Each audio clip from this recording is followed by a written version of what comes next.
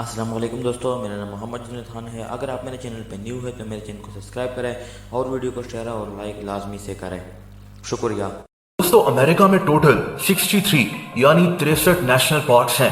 یہ وہ پارکس نہیں ہیں جو حکومت بنواتی ہے، بلکہ یہ جنگلات، صحرا اور پہاڑی علاقے ہوتے ہیں جن کی حفاظت کرنے کے لیے ان کو ایک پارک کا درجہ دے دیا جاتا ہے۔ لوگ یہاں بغیر کسی خوف کے جاتے ہیں، کیمپنگ اور ہائیکنگ کرتے ہیں، لیکن امریکہ میں ان مقامات پر کچھ عجیب ہو رہا ہے۔ دوستو ہزاروں لوگ ان مقامات میں لاپتہ ہو چکے ہیں جن کا آج تک کوئی سراغ نہیں مل سکا۔ ان میں سے کئی لوگوں کی کہانیاں تو اتنی عجیب اور پراسرار ہیں کہ یقین کرنا مشکل ہو جاتا ہے۔ ان 63 پارکس میں سب سے زیادہ گمشدگیاں Lake Mead National Recreation Area میں ہوئی ہیں۔ گرینڈ کینین نیشنل پارک ہو یا پھر یوسیمائٹ نیشنل پارک، ہزاروں لوگ ان مقامات میں غائب ہو چکے ہیں اور کئی ہزار لوگ ایسے بھی ہیں جن کی رپورٹ پولیس کے پاس موجود ہی نہیں ہے۔ اب میں آپ کو لاپتہ ہونے والے لوگوں کے کچھ انتہائی عجیب واقعات بتاتا ہوں۔ دوستو ایلفریڈ بائل ہارٹس ایک 5 سال کا بچہ تھا جو راکی ماؤنٹین نیشنل پارک میں لاپتہ ہو گیا تھا۔ یہ 2 جولائی 1938 کی بات ہے۔ یہ بچہ اپنے والد کے ساتھ جنگل میں کیمپنگ کر رہا تھا۔ اس کا والد اپنے دوستوں کے ساتھ دریا میں نہا رہا تھا، لیکن جب انہوں نے کیمپ کی طرف دیکھا تو ایلفریڈ غائب ہو چکا تھا۔ پولیس نے فوراً اس جنگل میں سرچ آپریشن شروع کر دیا، لیکن ایلفریڈ کا کچھ پتہ نہیں چلا۔ ایک دن کے بعد 2 میاں بیوی اس جگہ سے 10 کلومیٹر دور ہائیکنگ کر رہے تھے جب انہیں دور پہاڑ پر ایک بچہ بیٹھا ہوا دکھائی دیا۔ اس بچے کا حلیہ بالکل ایلفریڈ جیسا تھا۔ یہ میاں بیوی وہاں تک پہنچ نہیں سکتے تھے۔ یہ فوراً واپس گئے اور انہوں نے پولیس کو اطلاع دی۔ پولیس جب وہاں پہنچی تو یہ بچہ غائب ہو چکا تھا۔ اگلے 10 دن تک 150 لوگوں نے اس جنگل کی تلاشی کر لی، لیکن ایلفریڈ پھر کبھی نظر نہیں آیا۔ دوستو 2004 میں سین برنارڈینو نیشنل فارسٹ میں 9 سالہ بچہ ڈیوڈ گونزالس اپنی ماں کے ساتھ تھا۔ یہ لوگ اپنی گاڑی میں یہاں آئے تھے۔ ڈیوڈ نے اپنی ماں سے گاڑی کی چابی مانگی تاکہ یہ گاڑی میں پڑے بسکٹس کو اٹھا کر کھا سکے۔ اس کی ماں نے اس کو چابی دے دی۔ یہ کچھ سیکنڈز کے لیے ادھر مڑی، لیکن جب اس نے واپس مڑ کر ڈیوڈ کو دیکھا تو یہ بچہ غائب ہو چکا تھا۔ کچھ سیکنڈز میں ہی ڈیوڈ کا نام و نشان نہیں تھا۔ اس کی ماں نے کوئی آواز بھی نہیں سنی۔ پولیس نے ڈیوڈ کو 9 دنوں تک تلاش کیا، لیکن یہ بچہ پھر کبھی نظر نہیں آیا۔ دوستو 2012 میں رونلڈ کرک ریڈ راک بیسن ایریا میں کیمپنگ کرنے گیا تھا اور یہ لاپتہ ہو گیا تھا۔ پولیس نے اس پہاڑی علاقے کے چپے چپے کو چھان لیا، لیکن رونلڈ کا کچھ پتہ نہیں چلا۔ کئی مہینوں کے بعد رونلڈ کی لاش کیچڑ کے نیچے سے ملی تھی۔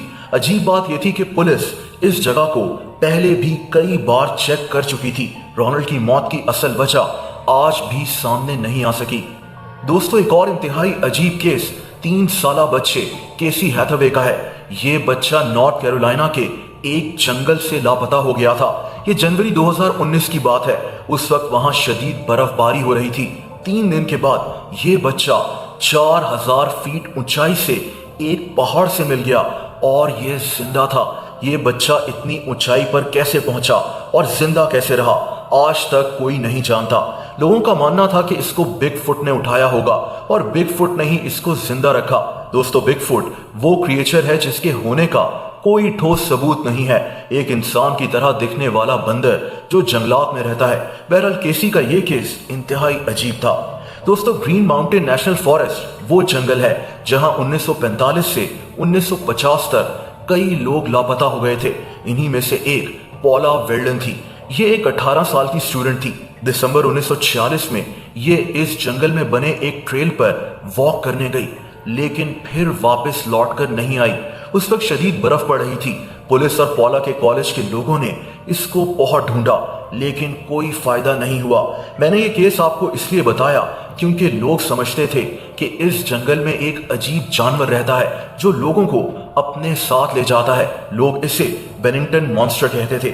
بہرحال پولا بھی ان ہزاروں لوگوں میں سے ایک تھی جو امریکہ کے جنگلات میں غائب ہو چکے ہیں۔ دوستو ایک اور عجیب کیس 22 سالہ جیکب گرے کا ہے۔ اپریل 2017 میں یہ لڑکا اپنی سائیکل پر اولمپکس نیشنل پارک کے جنگلات میں گیا ہوا تھا۔ اس وقت وہاں شدید بارش ہو رہی تھی، لیکن یہ لڑکا پھر واپس لوٹ کر نہیں آیا۔ اس کی سائیکل اسی جنگل سے مل گئی تھی۔ اس کے والد نے اپنے بیٹے کو ڈھونڈنے کے لیے اپنا گھر تک بیچ ڈالا۔ 1 سال کے بعد فائنلی جیکب کا پتہ لگ گیا۔ جیکب کی لاش اس کی سائیکل سے 25 کلومیٹر دور ایک پہاڑ سے ملی تھی۔ اس کی ہڈیاں زمین میں دفن ہوئی ہوئی تھیں اور اس کے جوتے ایک بیگ میں بند ہوئے ہوئے تھے۔ اس عجیب کیس کو آج تک کوئی سمجھ نہیں سکا۔ اب یہ ان ہزاروں لاپتہ لوگوں کے کچھ کیسز ہیں جو میں نے آپ کو بتائے ہیں۔ امریکہ میں ان کو مسنگ 411 کیسز کہا جاتا ہے۔ 411 اس کمپیوٹر ڈیٹا کو کہا جاتا ہے جو کرپٹ ہوتا ہے اور اس کو ڈھونڈا نہیں جا سکتا۔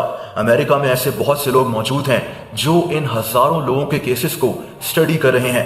یہاں لوگ بے شمار تھیوریز پیش کرتے ہیں، جیسا کہ بگ فٹ یا پھر کوئی ایسا جانور جو ان جنگلات میں چھپا ہوا ہے، یا پھر جنگلات میں چھپے ہوئے آدم خور سیریل کلرز۔ لوگ تو ایلینز تک کو ان ہزاروں لوگوں کی گمشدگی کا ذمہ دار ٹھہراتے ہیں، لیکن ان میں سے کسی بات کا کوئی ثبوت موجود نہیں ہے۔ ویڈیو پسند آئی ہو تو ویڈیو کو لائک ضرور کر دیں۔ ایسی انٹرسٹنگ ویڈیوز دیکھنے کے لیے اس چینل کو سبسکرائب کر لیں اور بیل آئیکن پر بھی ہٹ کر دیں تاکہ اس چینل کی ویڈیوز کے نوٹیفیکیشنز آپ کو ملتے رہیں۔ اپنا بہت زیادہ خیال رکھیں۔ اللہ حافظ۔